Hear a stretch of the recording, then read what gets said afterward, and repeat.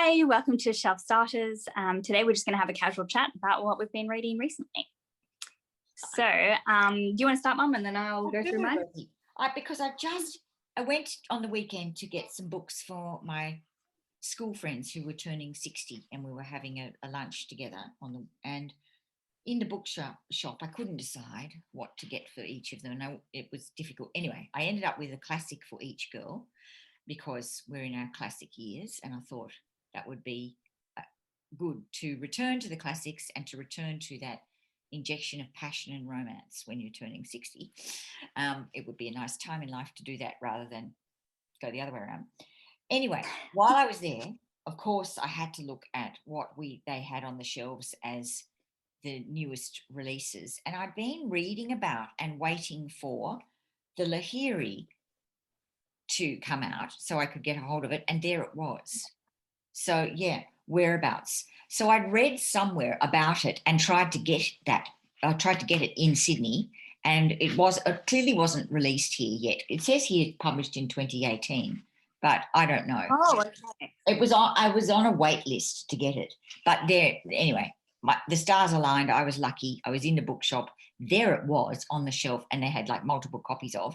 So I bought it thinking I'd nicely give it to one of the girls. And then I just couldn't part with it. Great. And I've been reading it. I've only just started it last night after the lunch. And I love this writer. I love her too. I read The Namesake, and I loved that book. That was like an HSC text. And it was like a really good, beautiful read because the writing is really spare, but really beautiful. Kind of like, sort of like poetry. It's just clean and rich, and I really, really like it. So, if you want to read something that evokes place, this, which of course is called Whereabouts, which is it's a series of snippets of places and observations and encounters, not necessarily verbal exchanges even, but just observations of someone seen in a place. And there's this really moving one where it's outside, I think it's a park, and there is a plaque there by a mother about her child, in memory of her child, and it says, for anyone who stops here and reads this and think about children, and anyway, it's beautifully written. It's only a couple of pages, and then the last line is basically, I've not seen anyone stop there. And it's just like, that's heartbreaking. It's just, but it's so simple, and just that one little line, enough to move you to, sobbing point. It just so good. And so it's like a fragment. It's fragments. Fragments, yes. So so each one, on the sidewalk, on the street, in the office, at the trattoria. So they're in the piazza. And so you get this. In the waiting room was another one that was just like literally. So it's the writer is the speaker. And then in the waiting room, it's just this observation that she's in the waiting room with no one with her. And there's another older woman in the waiting room with no one with her either. And it makes you just go, ooh. So she can evoke something out of, she can evoke enormous response and feeling out of something tiny, just so tiny, because it's just so beautifully crafted. Honestly. That sounds really good. Yeah, you've got to read it. It's honestly one of the best things I picked up for a very long time. Oh, that's so exciting. I know. Cool. I know. I'm now so glad I didn't give it to someone else. Now what I will do is actually go and get 3 more copies and give that to my friends post lunch, because everyone should have one, actually. Yeah. Well, now I'm probably gonna have to get it, which is not good. You just saw I have 200 books to read. Well, it's just, honestly, I wouldn't be sad for you to go out and get a copy and add it to your huge stack, because it's have your permission to do it. It's actually a keeper. It's one you want. You want it on your shelf. You know. Yeah. Okay. Well, you're really tempting me now. That is the strongest review I've heard in a very long Yeah, time. no, I So love it. I really love. I mean, I there you knew go. I loved this writer when I read The Namesake. I love The Namesake because that was It- it did. Oh, The Namesake. Just the scene I remember out of that was literally a moment in time in the kitchen making a dish. The smells of the dish, which evoked the whole of this person's culture, their heritage, their ties to their family. And it was just they were an Indian family living in England. I think England. I might be wrong. Actually, it might be. Probably. I think it could be America. Because Oh. I haven't read it for honestly a very, very long time. But Yeah, I don't remember it, but I just remember absolutely loving it. I think I read it when I went to India. yes, and because I felt that I knew those people and that they were really authentically Indian, and it was to do it was the smells, it was the tension, it was the humor, between And the family generations. connection. Yeah, there was the Yeah. generations. And I really remember, I remember that scene vividly of them making dinner, and I loved it. Anyway, now this. Now I have to get this. Okay. So this one. I want to know if anyone's watching. I want to know how many of you are now buying this book, because I think that was a really, really passionate review of that one. I feel passionately about it. So yes. Yeah. Awesome. So tell us what you've been reading, Rose. Nothing like that amazing. Like some like some pretty good ones, but nothing that was like a 5-star amazing read. Oh, except for Evelina, which I haven't actually got here, but I did love that. Yeah, that was hilarious. I actually had like laugh out loud moments. It is like an early Jane Austen. It clearly did influence her work. It's an epistolary novel. Yes. About a girl coming out in society, going to London and doing the whole thing, and it's just her observations of people around her are hilarious. Yes. So I really liked it. So that was 5 stars. But then more recent reads, Dreamland. Oh, okay. I don't this know. is new. Right, I don't know it. This one I picked up. I broke my rule of only buying new releases on Kindle because I went to Book Bar, which is a new bookstore in London that is absolutely so envious of you. Lovely. Yeah, it's a really cute little bookstore that also is a bar, so you can go sit, have a bottle of wine or a coffee. They also have a little cafe bit as well. And she had a few great books that I could not stop myself from buying. So this was good. I read this yesterday. It's a dystopian, but it's so real. It feels very much like it could happen like tomorrow. Yeah.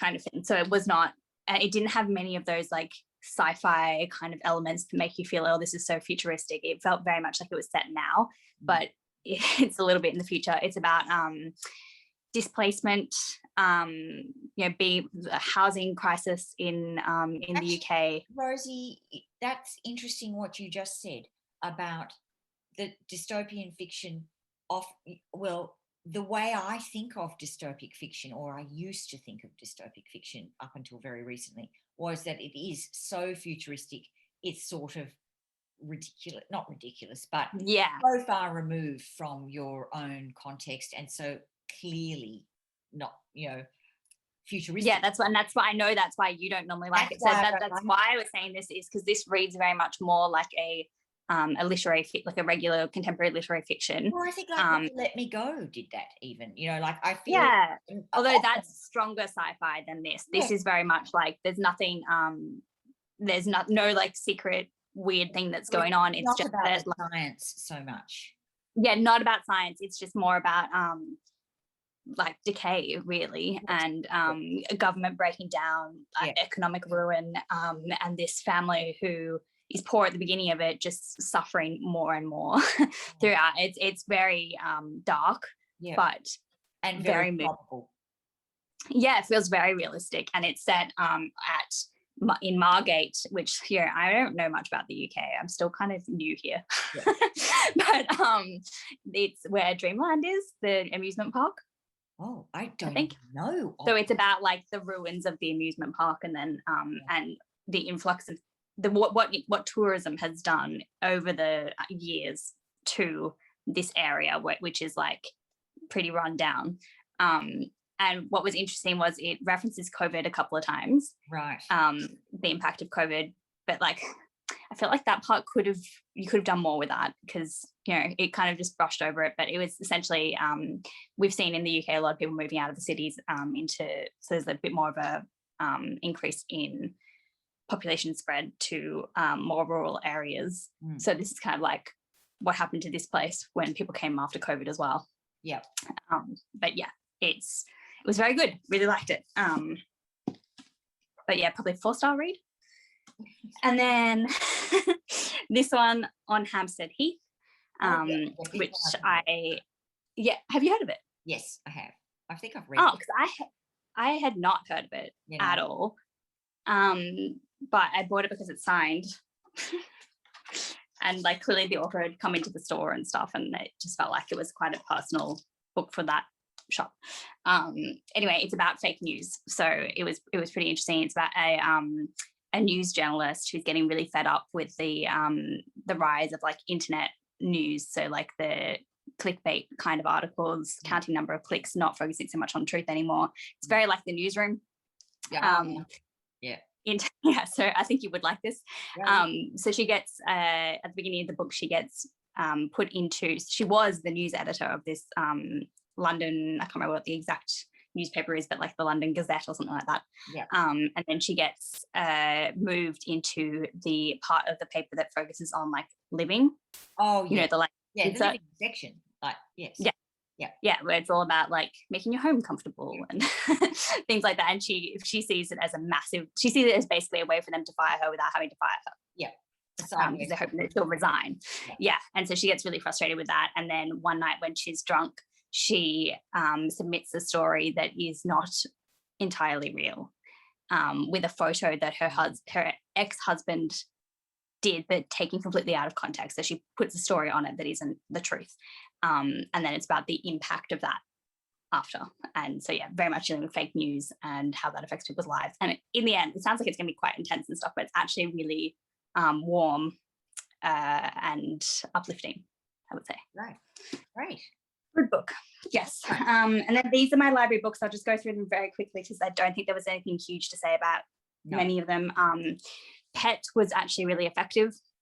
This was the one where it's a young adult book and I was like, it's about monsters. I don't know much else.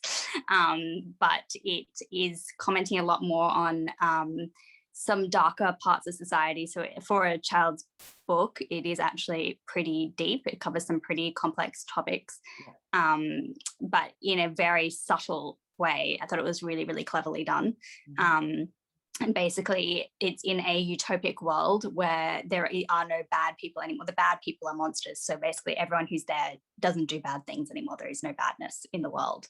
But then an angel person or monster fighter person comes out of a painting. Sounds very strange. And basically is there because there is a monster present in the society again, and they have to get rid of it, and they're trying to work out who is the bad person. So it's kind of commenting on like how it's not always face value. You don't always know what someone's really like, and where danger lies just by looking at a person. So this one was a little disappointing. I thought it had a lot of potential. We talked about this in the library hall. Love in Colour is one of the ones I was most excited about. It's a selection of short stories. Most of them, at like the beginning majority, are all retellings of like myths and legends and things from different cultures. Which was a really cool concept, and it was cool to see all the different cultures and things, but it got a little bit repetitive after a while. The stories were a little bit samey. I really I didn't like the ones that were like super contemporary either. They felt like very teen romancy. And I felt like there could be more depth to them. So a little bit disappointing.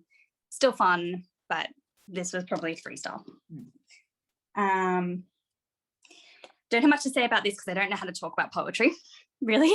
But it was good. It was really had some really moving pieces. Other bits that were over my head. I kind of feel like that with poetry collection. Title, Rosie? Is there a reference to the title in the book? I can't remember if I saw a reference in the actual poems. Probably there was one that it didn't stick out to me though. No, there weren't any that are actually called that. There was a repeated poem, like where one line would change, in it that was more about sleeping. Right. So it would say, I'll read you the first one. Yeah, it's the first one. This morning he told me I sleep with my mouth open and my hands in my hair. I say, what, like screaming? He says, no, like abandon. Like abandon. And yeah. And then it's got a few different versions of that one throughout. So like it's nicely written. It has some really deep kind of dark topics and things like that in it. So I thought that was interesting, but there were a lot, and I think this is just me in poetry, there were a lot that I was like, okay, I'm not really sure that I got that. So yeah. This one I DNF'd because it didn't get it at all. Okay. Yeah. I was read about that, and yeah, I can understand. It was just like very much I don't know. I think you kind of needed to understand more about the painter, maybe. Well, yes, and there's a cruelty, I think, a harshness. Yes. That I. Yeah, there definitely is, and I just didn't. Yeah. I mean, it was really short. Like I could have just pushed through it and finished it, but I just thought, no, I'm not getting anything out of it from the first few pages. Yeah. So I let that one go, which is rare for me. So yeah, very rare for you. This one, thriller, not much to say about it. It was good. It was not amazing. It was just okay. It was a woman who has had a lot of traumatic experiences as a journalist in Africa, but she's back in, I'm not sure if it's Canada or no, it's Vermont. Okay. So I thought it was going to be really interesting because, and it was interesting. I thought it was going to be more like haunted housey kind of vibe. And I think that's what I had wanted it to be, and I brought too much of that to it. Yeah, and in reality, it was more about like people's traumas. It's like New Hampshire, that area. Yeah, there you go. Above Massachusetts. Okay. It just wasn't really exactly what I was hoping that it would be, but it was still good in its own way. I went in with wrong expectations. So yeah, would still recommend, but it wasn't ultimately very memorable. We'll skip this one because I did talk about it last time, but that was okay as well. The Cousins. Yeah, the Cousins. It was that young adult one where they go to their resort, their grandmother's resort. Yep. That was fun. Yeah, fun. Not much else to say about it. This was weird. This one, I remember realizing while we were filming that library hall that this was actually a horror and not a thriller. Which is fine. I do like reading horrors. I don't want to watch them, but I do like reading them. I can't. I do like. I think Stephen King got me actually, like, to a point where I can now read them. That's a no for me. Well, the thing was, so it's an interesting concept. So it's these women who were really like best friends in uni, very very close little group, and one of them disappears for 2 years. Yes. Yeah. So she's missing while she was hiking, and then one day she just turns up again. She's just back, and she has no memory of what happened to her in that time. And then they all decide to go. Weird idea, but they all decide after she's back that they'll go on a retreat together. They'll go to this hotel that one of them has some sort of investment in or something, and stay there for the weekend and have like a girls' trip. And she, like, throughout the weekend all these weird things keep happening and she's just not acting like herself, and they're like, is it really her, kind of thing. So I don't want to spoil anything, but it definitely does have like a supernatural edge that I kind of wish it didn't. So it was really good up until that kind of point, and then I was like, oh, I didn't want this to be it. So yeah, it's just okay. But anyway, some okay reads. I would say actually the two that I owned were that I got from the book bar were the best that I read recently. Oh, that's good. That was a definitely good trip, right? Oh, amazing trip, and I want to go back all the time. I love it there. How far away for you to go? Quite far. I live in the south of London, and it's in the north. Right. So it's a little bit tricky to get to, but I would go for that. I just certainly wouldn't be in that area for any other reason, but I would definitely go to see that bookstore. Fairly often. I think that we might try and you can book out the bottom space. There's like a whole room downstairs that you can book out for your book club. So nice. I would really like to do that. Yeah. Yeah, and now that And you're then it's like once a allowed month or something. yeah, and you're allowed to have book club, like an actual one. Yes, I just have to find all my people again because I think half of them have moved on to different places in the pandemic. So That's yeah, that's the harsh thing of the whole of these times. That's right. People do move on. yeah, probably might need some new blood into the book club. Yeah. But yeah, I think everyone would make the trip out for book club for this bookstore because it's so much fun. Yeah. So I think it's a good spot to do it. Anyway, and then just been reading the Iliad and Don Quixote at the moment, but yeah, we'll get back into our Norton stuff soon as well. We certainly will. Yep, certainly will. Excellent. All right. Well, so let us know what you've been reading as well in the comments below, especially if there were any others that were as amazing as Mum's read recently. I would love to hear that.